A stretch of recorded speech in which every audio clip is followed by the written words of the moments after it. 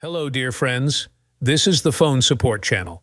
Before you start watching this video, please subscribe to the channel and give it a like, and also write your feedback in the comments if this video helped you, or if you have any questions. Thank you. This method is relevant in 2024. In this video, I want to show and tell you how to hide the list of followers and subscriptions in Instagram. To do this, you need to enable the private mod. How to do it? First of all, we log into Instagram. After that, open your profile and click on the three bars. Here you select the item, Settings and Privacy. Then go a little lower and click on the item, Account Privacy. Click on that. Look, to hide subscribers and subscriptions, we can only close our profile. There are no other ways.